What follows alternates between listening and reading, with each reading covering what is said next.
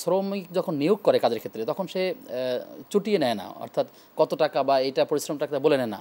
তখন পরবর্তী যখন শ্রমিক দেওয়ার সময়, টাকা দেওয়ার সময় তার কম হয়, তার একটু বেশি মনে হয়, তখন একটু ঝগড়া হয়ে যায়। আসলে এই শ্রমিক নিয়োগের ক্ষেত্রে ইসলামী শরিয়া কি বলে, কিভাবে নিয়োগ করা কোরআন উচিত? কারীমের ব্যাপারে পরিষ্কারভাবে বলা আছে, ইদা তাদায়ানতুম বিদাইনিন ইলা আজালিন মুসাম্মান ফাকতুবুহু। যখন তোমরা লেনদেন করবে বা এই যে কাজ করা বা শ্রমিক নিয়োগ করা, সেটাও কিন্তু মুআমালাতের একটি গুরুত্বপূর্ণ অংশ। যে আমি যাকে নিয়োগ দিব, ড্রাইভার হতে পারে, আমার অফিসের কেউ হতে পারে, তাই না? যাকে আমি কাজে লাগাবো সে আমার ঘরে কাজ করতে পারে। এই মুআমালাতের ক্ষেত্রে কোরআন কারীমের সার্বজনীন একটি বিধান, চিরায়ত একটি বিধান হচ্ছে ফাকতুবুহু, তোমরা লিখে রাখো। অর্থাৎ লিখে রাখো বলতে এখানে অর্থাৎ সুনির্ধারিত একটা বিষয় তোমরা ঠিক করে নাও। টাকা পয়সার ক্ষেত্রে তো অবশ্যই লিখে রাখতে হবে, কিন্তু এমনি যখন আমরা শ্রমিক নিয়োগ করি তখন সেটাও কিন্তু একটা লিখিতভাবে, যে তোমাকে আমি এই কাজের জন্য এত ঘন্টা তোমাকে ডিউটি করতে হবে, তার পারিশ্রমিক তোমার জন্য এত টাকা, বোনাস তোমার জন্য এত টাকা, বাৎসরিক ইনক্রিমেন্ট তোমার জন্য এত টাকা হবে, এই ছুটি এত পাবা তুমি, এতদিন তোমার ছুটি হবে।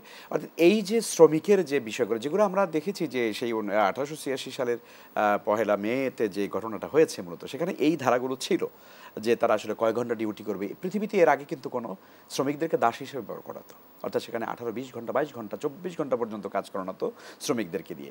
তখন তারা একসময় তখন বুঝতে পারে যে না, এটা আসলে আমাদেরকে তারা এভাবে দাসের মতো ব্যবহার করছে, তখন তারা এই টার্মগুলোতে তখন তারা আন্দোলন শুরু করে যে আমরা কয় ঘন্টা কাজ করব, কি পারিশ্রমিক হবে, আমাদের সাপ্তাহিক ছুটির ব্যাপারটাও কিন্তু তখনই কিন্তু আসলে নির্ধারণ করা হয়। তো ফলে আমরা মনে করি যে শ্রমিক এবং মালিকের মধ্যে সুসম্পর্ক রক্ষা করবার জন্য এটি খুব জরুরি। প্রথম আমরা অনেক সময় আছি যে ঠিক আছে ভাই আসেন, সমস্যা হবে না, এরকম দেখবেন যে বলে অনেকে। আবার শ্রমিক অনেক সময় বলে ঠিক আছে ভাইজান, আপনি আমার সম্মানিত মানুষ, অসুবিধা নেই, আপনারা দিয়েন। কিন্তু পরে যখন দেখে যে কাজের লোড মারাত্মক আকারে পড়ছে, কিন্তু সেই তুলনায় মালিক তাকে টাকা কম দিচ্ছে, তখন শ্রমিক আর মালিকের মধ্যে কিন্তু সম্পর্ক তৈরি হয়। এই জন্য এই সকল ক্ষেত্রে একদম স্বচ্ছ আয়নার মতো থাকা উচিত। শ্রমিকের জন্য বুঝতে পারে যে হ্যাঁ, আমি এই কয়েক ঘন্টা ডিউটি করবো, আমি 8 ঘন্টা ডিউটি করবো, আমার ডিউটি হচ্ছে 9টা 5টা ইত্যাদি, এভাবে, আর আমি এই কয় টাকা সেল। আমরা যাতায়াতের পথেও দেখি যে কোনো পরিবহনের ক্ষেত্রে, রিক্সা কিংবা গাড়ির ক্ষেত্রে অনেক সময় তাকে ভাড়াটা চুকিয়ে ওঠা হয় না, তখন দেখা যায় পরবর্তী যাওয়ার পরে খুবই ঝামেলা হয়ে থাকে। খুবই ঝামেলা হয়। এগুলো নিয়ম হচ্ছে আসলে যেহেতু শ্রমিক যেহেতু কষ্ট করবে, শ্রমিক যেন কখনো কষ্ট না পায়, এই জন্য তার পাওনাটাকে, তার মজুরিটাকে ঠিক মতো দিয়ে দেওয়া। আর আমরা বিখ্যাত সেই হাদিসের কথা তো জানি, আসলে রাসূল সাল্লাল্লাহু আলাইহি ওয়াসাল্লাম বলেছেন, উতুল আজিরা আজরাহু ক্বাবলা আইয়াজিফা আরাকুহু, অর্থাৎ শ্রমিকের ঘাম শুকিয়ে যাওয়ার আগে তার মজুরি চুকিয়ে দাও, তার মজুরি পৌঁছে দাও বা দিয়ে দাও তাকে। তো এই যে কথাটি আপনি দেখেন পৃথিবীর ইতিহাসে, আমার মনে হয় না যে পৃথিবীর ইতিহাসে কেউ আসলে বলতে পেরেছে এত সুন্দর কথা, যে শ্রমিকের ঘামটা শুকাবার আগে তার মজুরি বা পাওনা দিয়ে দাও। এটা আল্লাহ রাসূল সাল্লাল্লাহু আলাইহি ওয়াসাল্লাম বলেছেন।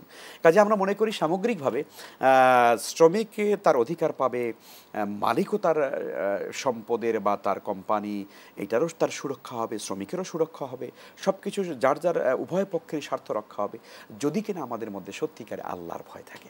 এই জন্য দেখুন, পৃথিবীতে কোনো অধিকারই আসলে সুনিশ্চিত বা মানুষ পেতে পারে না যতক্ষণ পর্যন্ত মানুষের মধ্যে কমন একটা কি বলবো এটাকে, যে এটা আমরা বলি না যে মোবাইলের ভিতরে থাকে বা কম্পিউটারের ভিতরে একটা সুনির্ধারিত না একটা আপনার সফটওয়্যার থাকে, আপনার সফটওয়্যারের কথা যদি আমরা বলি, তো আসলে মূলত প্রত্যেকটা মানুষের ভিতরে এটা কমন সফটওয়্যার থাকতে হবে, একটা প্রোগ্রাম ইনস্টল করে নিতে হবে, যে প্রোগ্রামটার নাম হবে তাকওয়া। এটা এই তাকওয়ার এই প্রোগ্রামটা যদি প্রত্যেকটা মানুষের প্রত্যেকটা কাজের মধ্যে যদি থাকে, তাহলে আপনি দেখবেন শ্রমিক তার অধিকার পাবে, মালিক তার অধিকার পাবে।